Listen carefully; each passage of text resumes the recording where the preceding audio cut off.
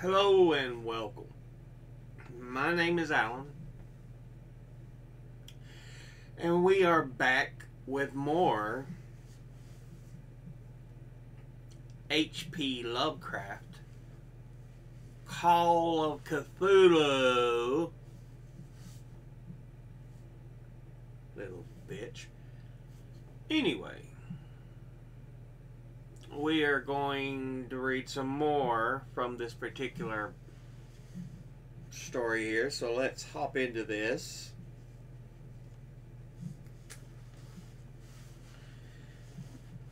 The Tale of Inspector Legras. The older matters which had made the sculptor's dream and bas relief so significant to my uncle formed the subject of the second half of his long manuscript.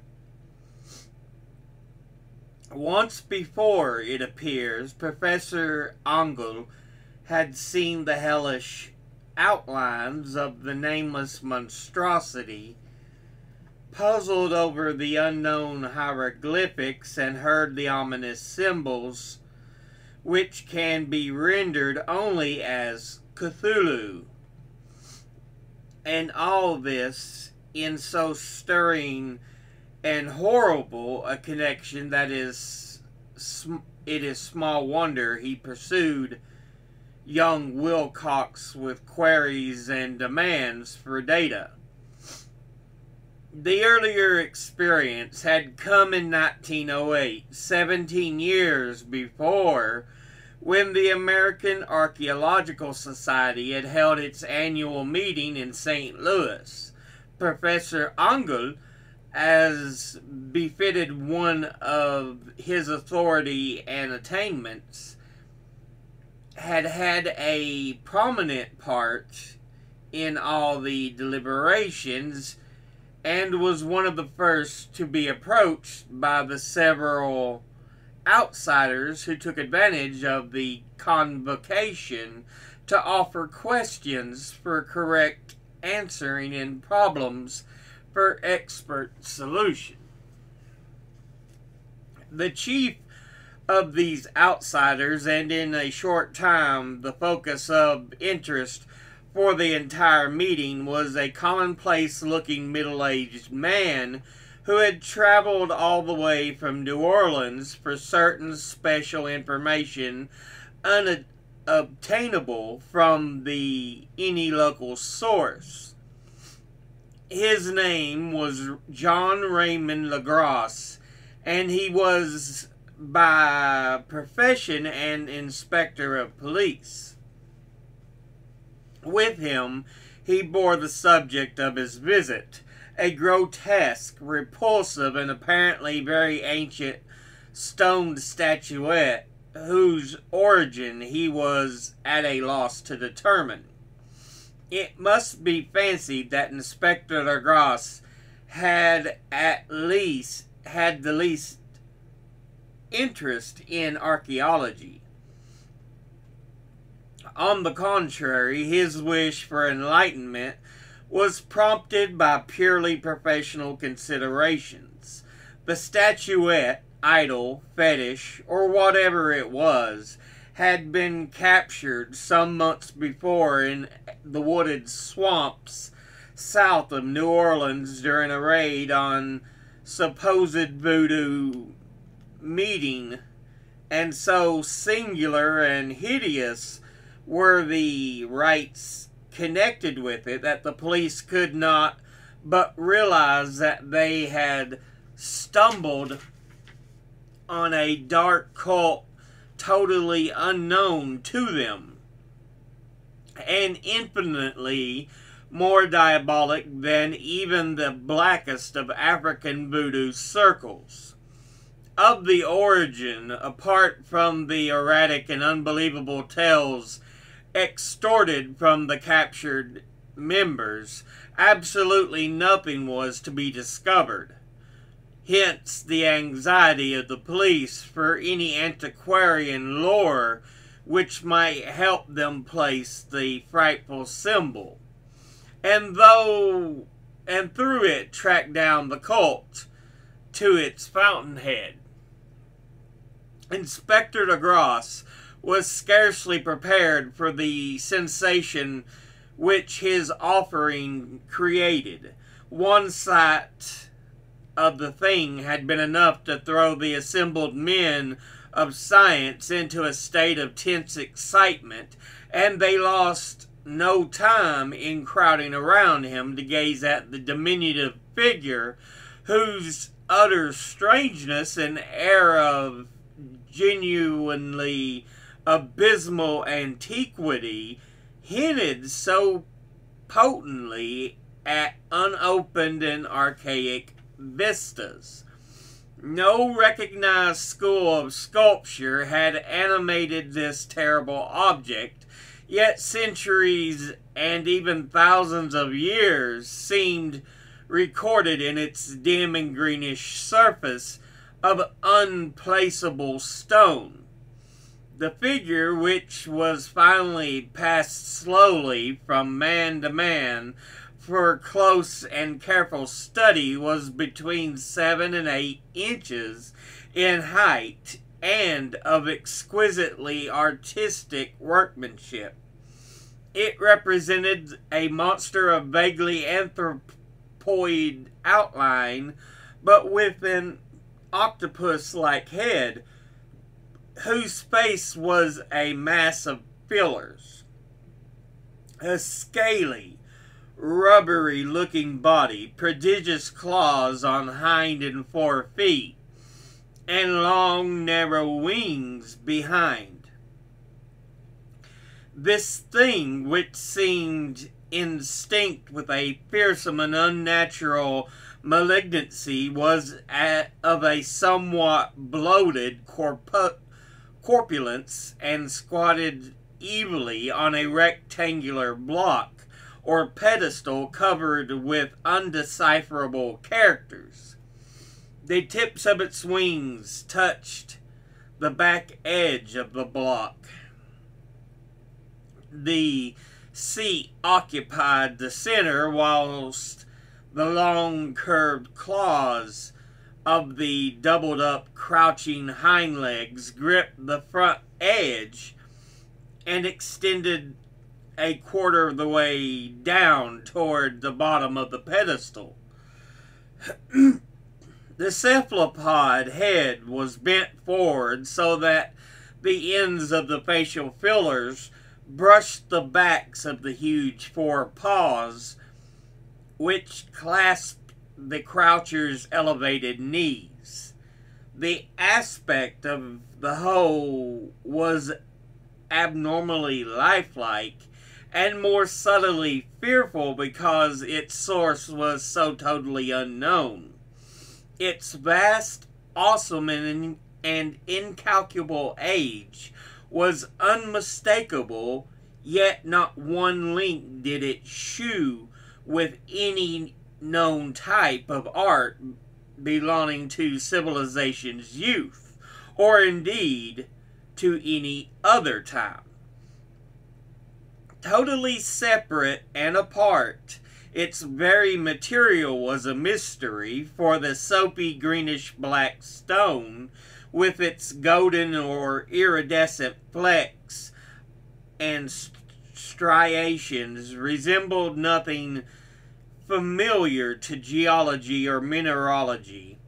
The characters along the base were equally baffling, and no member present, despite a representation of half the world's expert learning in this field, could form at least notion of even the remotest linguistic kinship.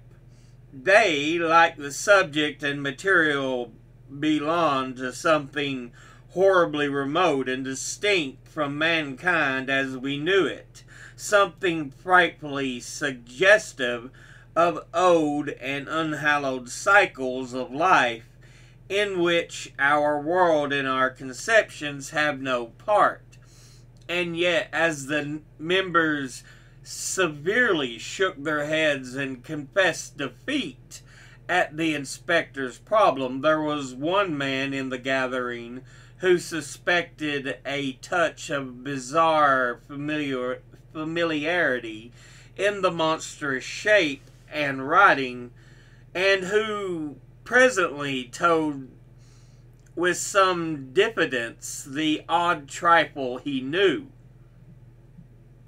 This person was the late William Channing Webb, professor of anthropology in Princeton University, and was an explorer of no slight note.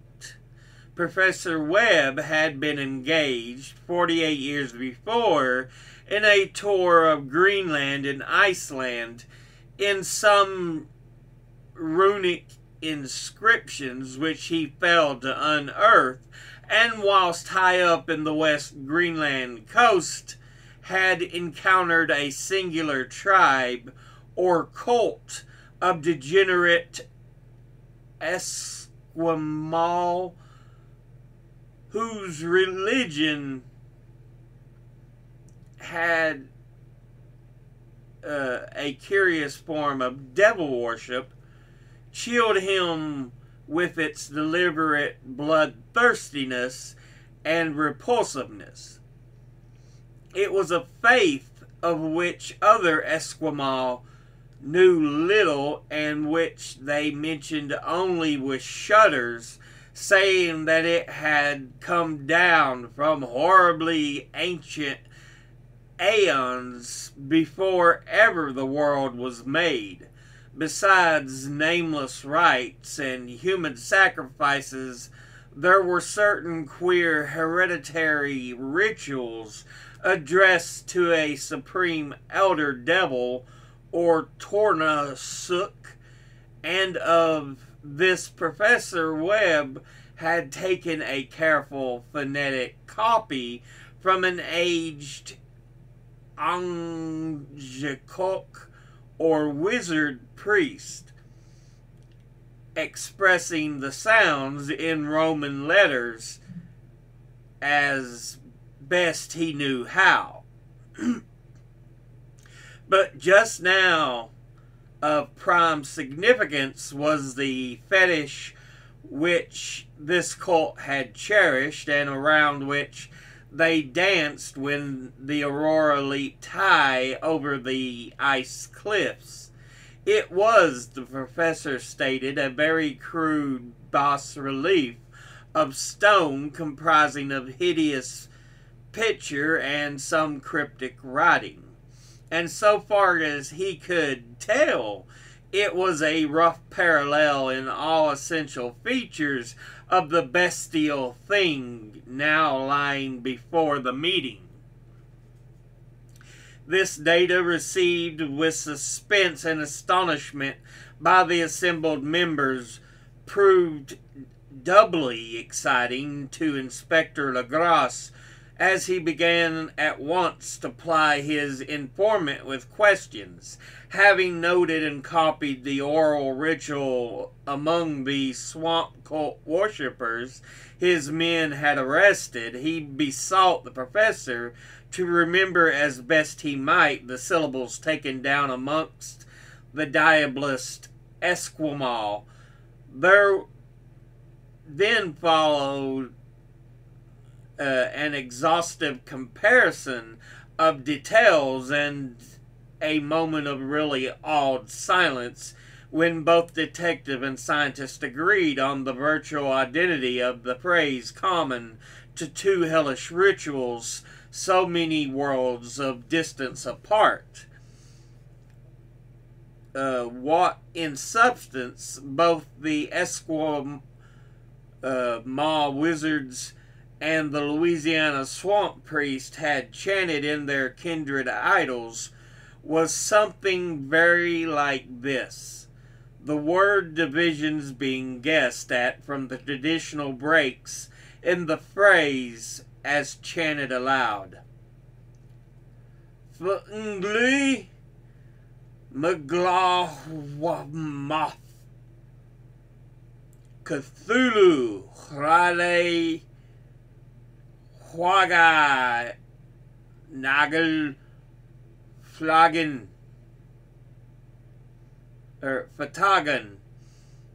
Legras had 1 point in advance of Professor Webb, for several among his Mongol prisoners had repeated to him what older celebrants had told them the words meant.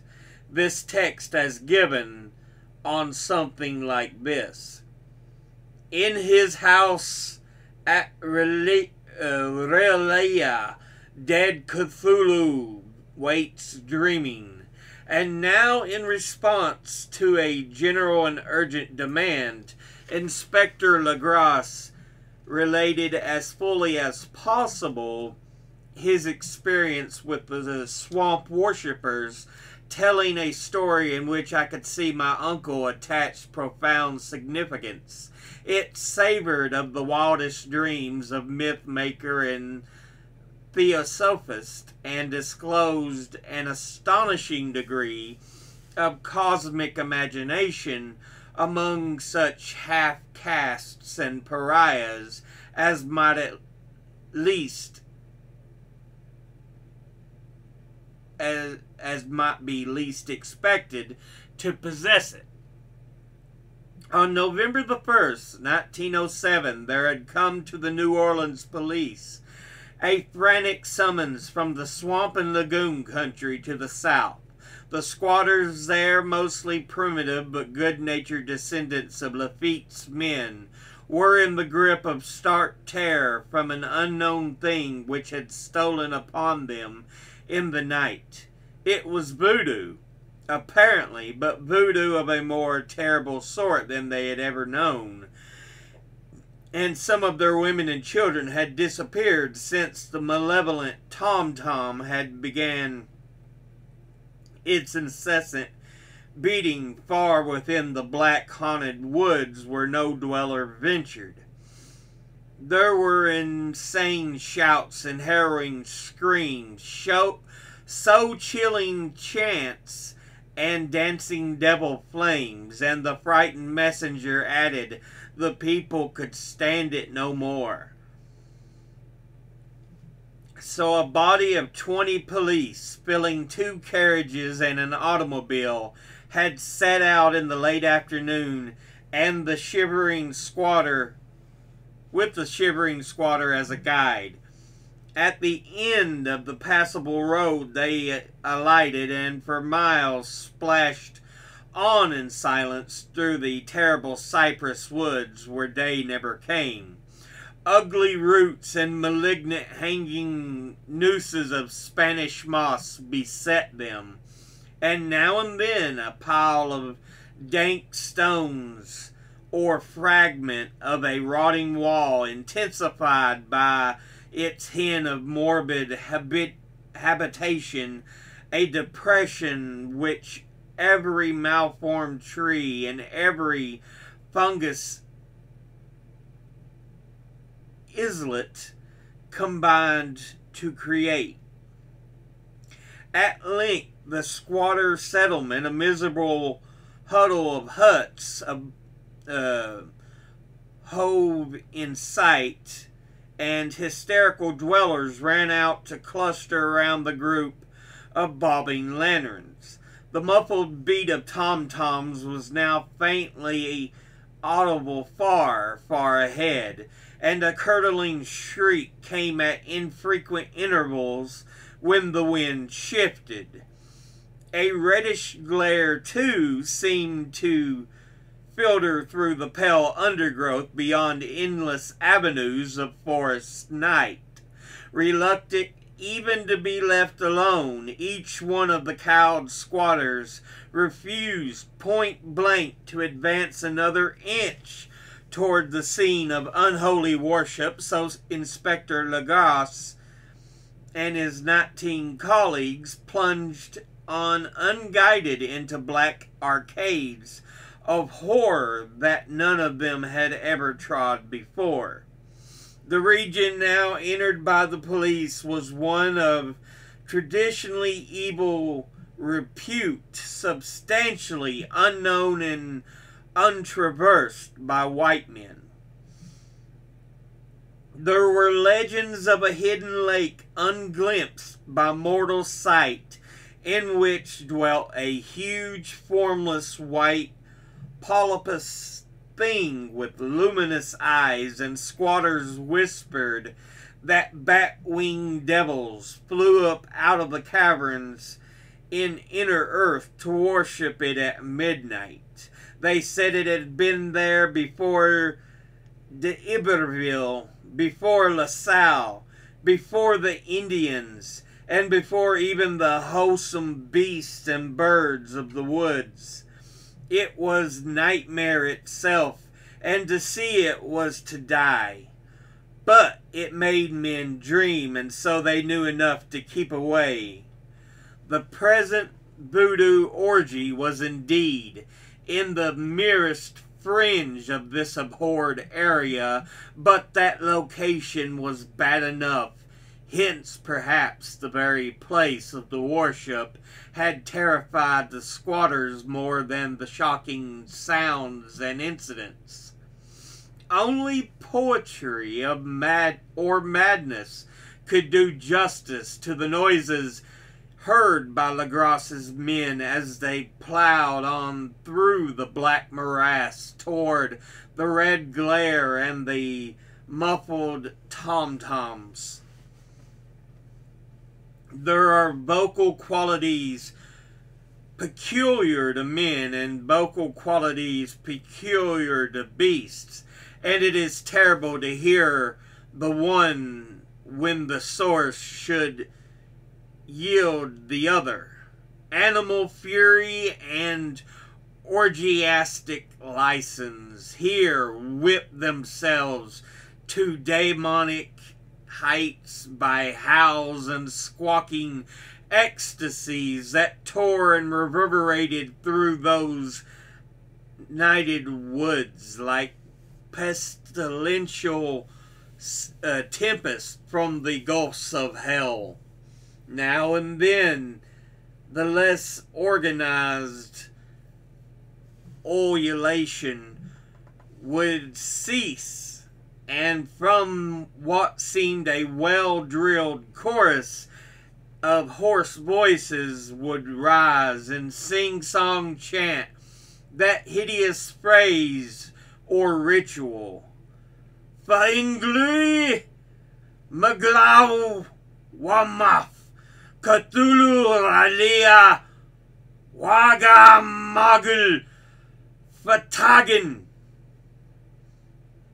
Then the men, having reached a spot where the trees were thinner, came suddenly in sight of the spectacle itself.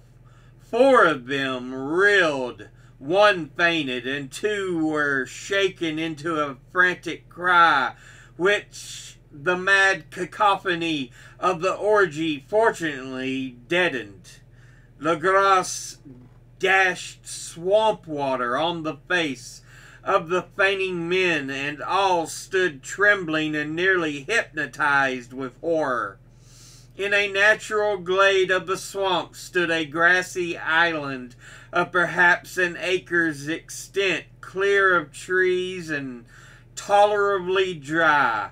On this now leaped and twisted a more indescribable horde of human abnormality than any but a Sime or an Angarola could paint.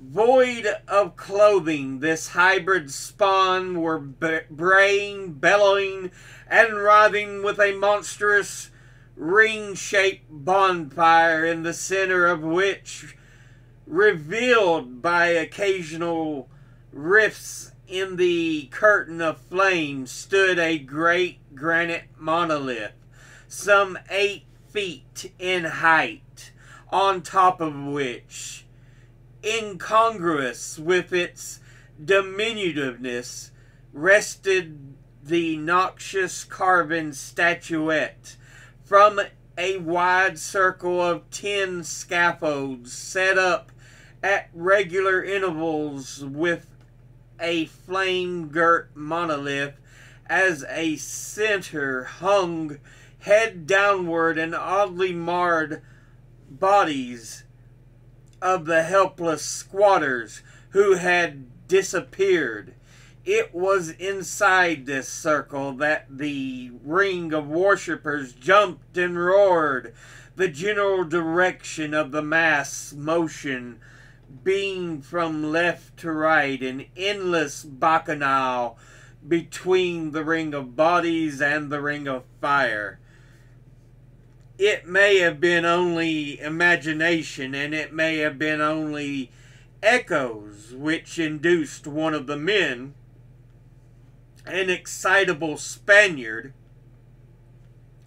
to fancy he heard antiphonal responses to the ritual from some far and unillumined spot deeper within the wood of ancient legendary legendary and horror.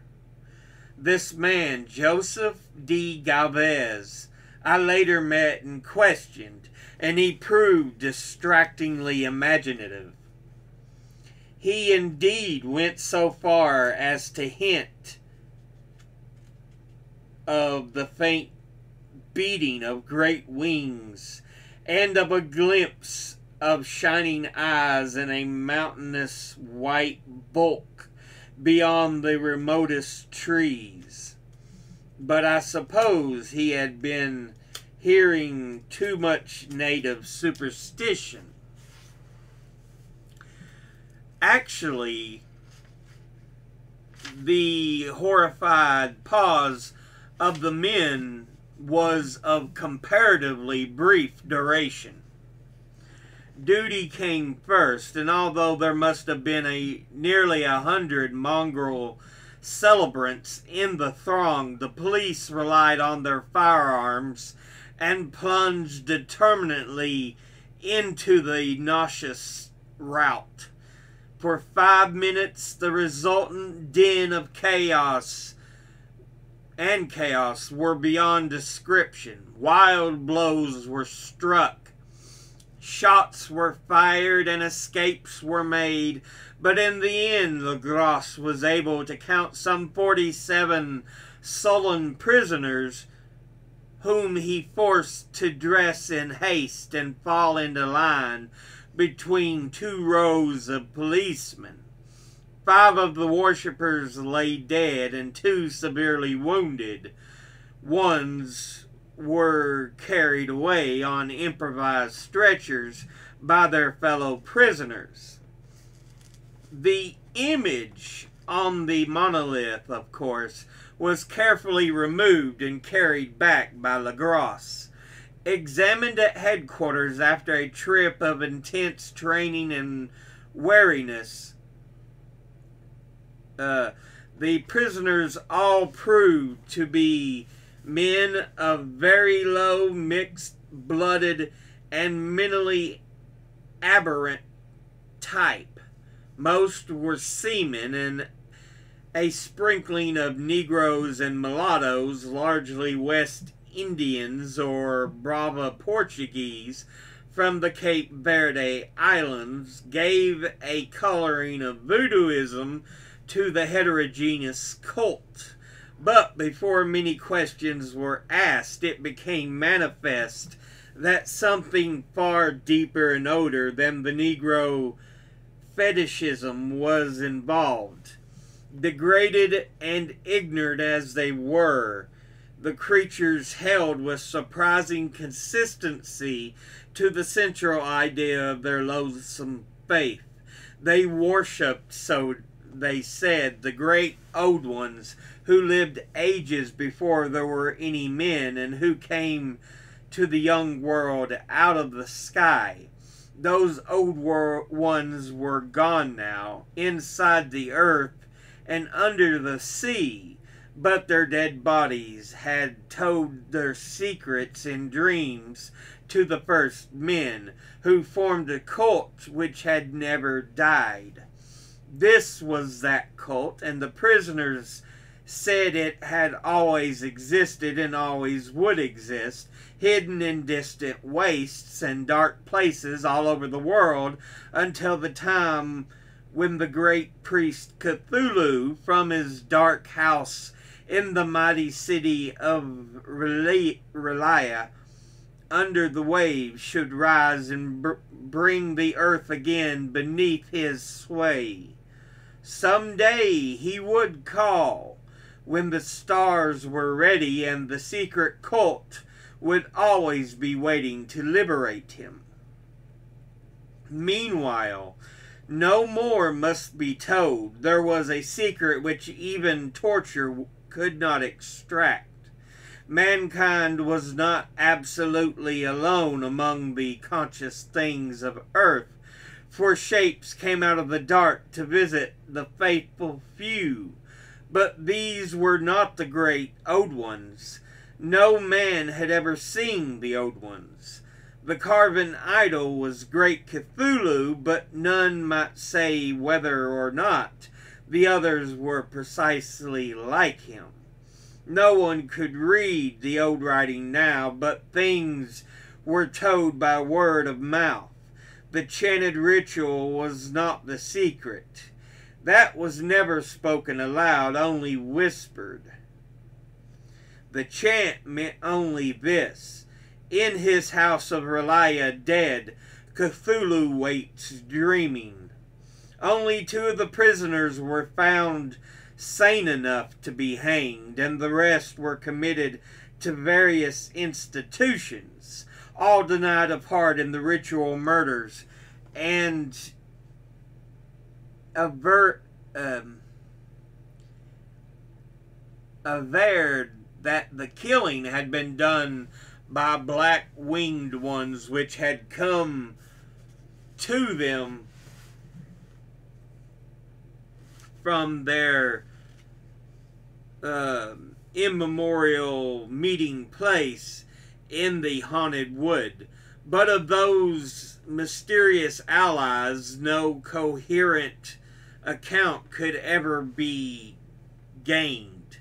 What the police did extract came mainly from an immensely aged mestizo named Castro, who claimed to have sailed to strange ports and talked with undying leaders of the cult in the mountains of China. Old Castro remembered bits of hideous legend that paled the speculations of theosophists, but made man and the world seem recent and transient indeed. There had been aeons when other things ruled on the earth, and they had great cities. Remains of them, he said, the deathless Chinaman had told him, were still to be found as cyclopean stones on islands in the Pacific. They all died vast epochs of time before men came, but there were arts which could revive them when the stars had come around again to the right positions in the cycle of eternity. They had indeed come themselves from the stars and brought their images with them. These great old ones, Castro continued, were not composed altogether of flesh and blood. They had shape, for did not this star-fashioned image prove it? But that shape was not made of matter. When the stars were right, they could plunge from world to world through the sky, but when the stars were wrong, they could not live. But although they no longer lived, they would never really die. They all lie in stone houses in their great city of Relaya, preserved by the spells of mighty Cthulu for a glorious resurrection when the stars and the earth might once more be ready for them. But at that time, some force from outside must serve to liberate their bodies. The spells that preserved them intact likewise prevented them from making an initial move, and they could only lie awake in the dark and think whilst uncounted millions of years rolled by. They knew all that was occurring in the universe, but their mode of speech was transmitted thought. Even now they talked in their tombs. When, after infinities of chaos, the first men came, the great old ones spoke to the sensitive among them by molding their dreams. For only thus could their language reach the fleshly minds of mammals. Then, whispered Castro, those first men formed the cult around small idols, which the great ones shewed them. Idols brought to dim areas from dark stars.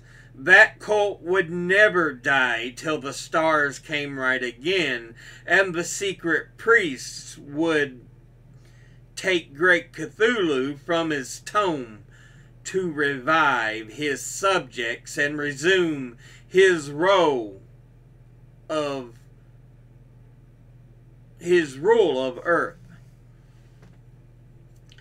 The time would be easy to know, for then mankind would have become as the great old ones, free and wild beyond good and evil, with laws and morals thrown aside, and all men shouting and killing and reveling in joy.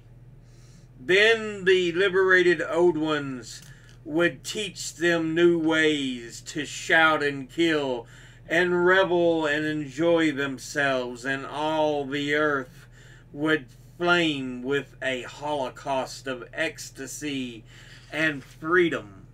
Meanwhile, the cult, by appropriate rites, must keep alive the memory of those ancient ways and shadow forth the prophecy of their return.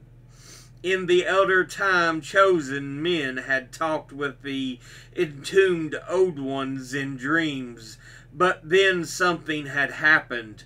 The great stone city Ralea, with its monoliths and sepulchres, had sunk beneath the waves and the deep waters, full of the one primal mystery through which not even thought can pass, had cut off the spectral intercourse.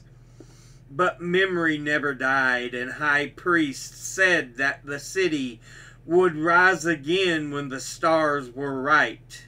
Then came out of the earth the black spirits of earth, moldy and shadowy and full of dim rumors picked up in caverns beneath forgotten sea bottoms. But of them old Castro dare not speak much. He cut himself off hurriedly, and no amount of persuasion or subtlety could elicit more in this direction.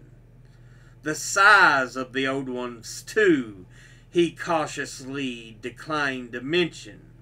Of the cult, he said that he thought the center lay amid the pathless deserts of Arabia were Iram, the city of pillars, dreams hidden and untouched. It was not allied to the European witch cult and was virtually unknown beyond its members. No book had ever really hinted of it, though the deathless Chinaman hid that there were double meanings in the Necronomicon of the mad Arab Abdul al-Hazred, which the initiated might read as they choose, especially the much discussed couplet, "That is not dead which can eternal lie, and with strange aeons even death may die." Legras, deeply impressed and not a little bewildered, had inquired in vain concerning the historic affiliations of the cult. Castro apparently had told the truth when he said that it was wholly secret. The authorities at Tulane University could shed no light upon either cult or image, and now the detective had come to the highest authorities in the country and met with no more than the Greenland tale of Professor Webb. The feverish interest aroused at the meeting by Legras's tale, corroborated as it was by the statuette, is echoed in the subsequent correspondence of those who attended, although scant mention occurs in the formal publications of the society. Caution is the first care of those accustomed to face occasional charlatanry and imposture. Legras, for some time, had lent the image to Professor Webb, but at the latter's death it was returned to him and remains in his possession, where I viewed it not long ago. It is truly a terrible thing, and unmistakably akin to the dream sculpture of young Wilcox. What my uncle was excited by the tale of the sculptor, I did not wonder, for what thoughts must arise upon hearing after a knowledge of what Legras had learned of the cult, of a sensitive young man who had dreamed not only the figure and the exact hieroglyphics of the swamp-found image and the Greenland evil tablet, but had come in his dreams upon at least 3 of the precise words of the formulas uttered alike by Esquimaux diabolists and mongrel Louisianans. Professor Engel's instant start on an investigation of the utmost thoroughness was eminently natural, though privately I suspected young Wilcox of having heard of the cult in some indirect way, and of having invented a series of dreams to heighten and continue the mystery at my uncle's expense.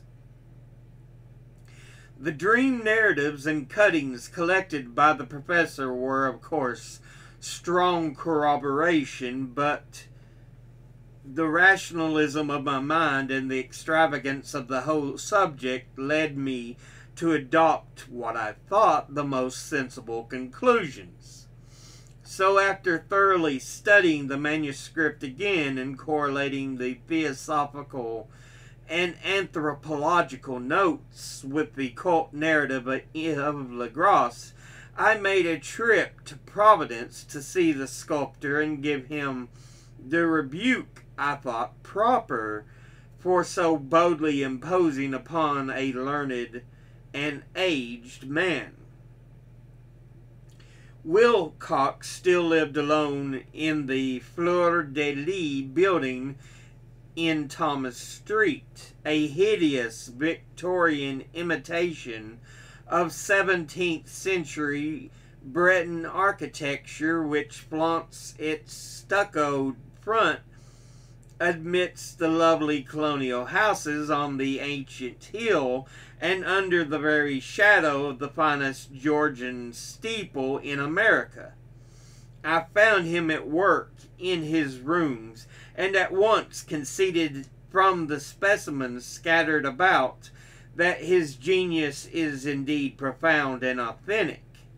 He will, I believe, sometime be heard from as one of the great decadents, for he has crystallized in clay and will one day mirror in marble those nightmares and fantasies which Arthur Machen evokes in prose and Clark Ashton Smith makes visible in verse and in painting. Dark, frail, and somewhat unkempt in aspect, he turned languidly at my knock and asked me my business without rising. When I told him who I was, he displayed some interest, for my uncle had excited his curiosity in probing his strange dreams, yet had never explained the reason for the study. I did not enlarge his knowledge in this regard, but sought with some subtlety to draw him out. In a short time I became convinced of his absolute sincerity, for he spoke of the dreams in a manner none could mistake. They and their subconscious residuum had influenced his art profoundly, and he shewed me a morbid statue whose contours almost made me shake with the potency of its black suggestion. He could not recall having seen the original of this thing except as his own dream bas-relief, but the outlines had the original of this thing had formed themselves insensibly under his hands. It was no doubt the giant shape he had raved of in delirium. That he really knew nothing of the hidden cult, save from what my uncle's relentless catechism had let fall, he soon made clear, and again I strove to think of some way in which he could possibly have received the weird impressions. He talked of his dreams in a strangely poetic fashion, making me see with terrible vividness the damp cyclopean city of slimy green stone, whose geometry, he oddly said, was all wrong, and hear with frightened expectancy the ceaseless half-mental calling from underground. Cthulu Fatagan. Cthulu Fatagan. These words had formed part of that dread ritual which told of dead Cthulhu's dream vigil in his stone vault at Relia, and I felt deeply moved despite my rational beliefs. Wilcox, I was sure, had heard of the cult in some casual way and had soon forgotten it amidst the mass of his equally weird reading and imagining. Later, by virtue of the sheer impressiveness it had found subconscious expression in dreams, in the bas relief and in the terrible statue I now beheld, so that his imposture upon my uncle had been a very innocent one. The youth was of a type at once slightly affected and slightly ill-mannered, which I could never like, but I was willing enough now to admit both his genius and his honesty. I took leave of him amicably and wish him all the success his talent promises. The matter of the cult still remained to fascinate me, and at times I had visions of personal fame from researches into its origin and connections. I visited New Orleans, talked with Lagros and others of that old-time raiding party, saw the frightful image, and even questioned such of the mongrel prisoners as still survived. Old Castro, unfortunately, had been dead for some years. What I now heard so graphically at first hand, though, it was really no more than a detailed confirmation of what my uncle had written, excited me afresh, for I felt sure that I was on the track of a very real, very secret, and very ancient religion whose discovery would make me an anthropologist of note. My attitude was still one of absolute materialism, as I wish it still were, and I discounted with almost inexplicable perversity the coincidence of the dream notes and the odd cuttings collected by Professor Angle. One thing I began to suspect, and which I now fear I know, is that my uncle's death was far from natural. He fell on a narrow hill street leading up from an ancient waterfront swarming with foreign mongrels after a careless push from a Negro sailor.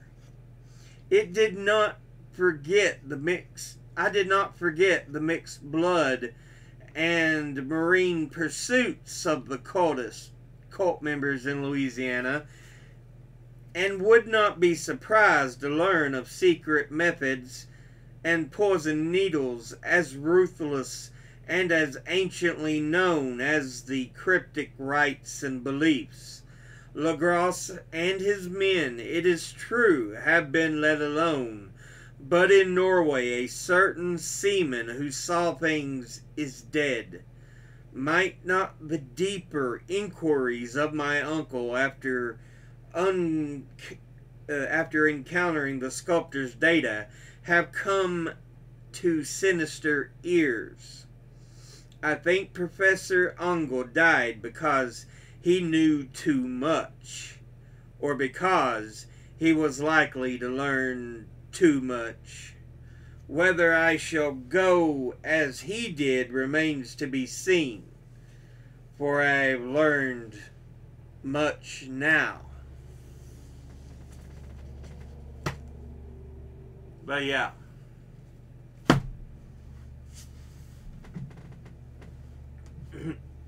That ends part 2 of the tale.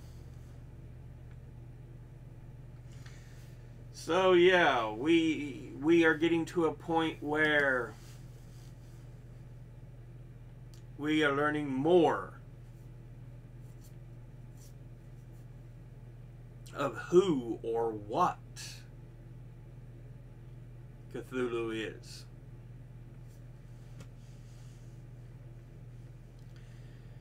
Yeah, as a side note, it is well known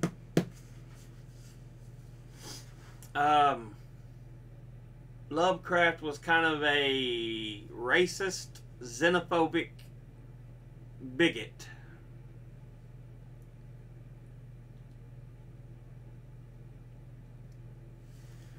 And he places people of color on a lower level, just because that is his ideology. That is how he sees them.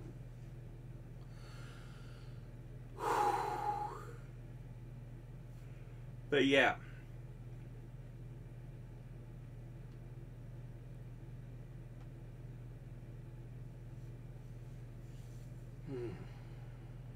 He often lists white people as more intelligent, more thoughtful, but people of other color or race were often treated as lesser. And you can see it to a point in this story.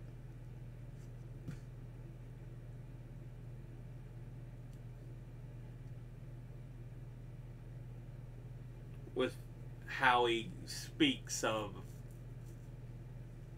people.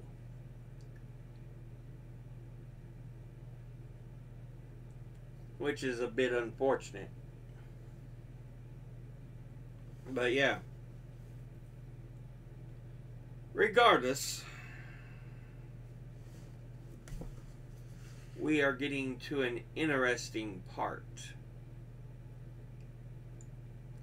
We are now learning the being, which is, we now know as Cthulu,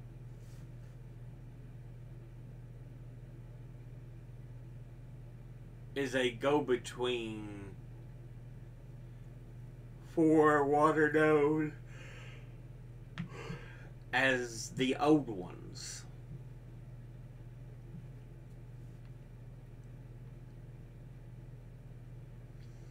And they see themselves beyond good and evil. And would likely treat the killing of people as, or a person as we would see the killing of a insect.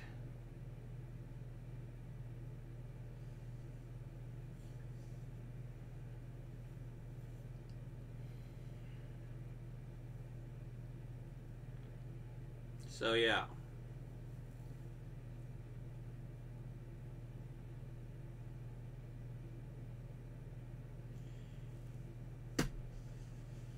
We are getting more into who the Old Ones and Cthulhu is, and the city Kalia that sunk beneath the waves.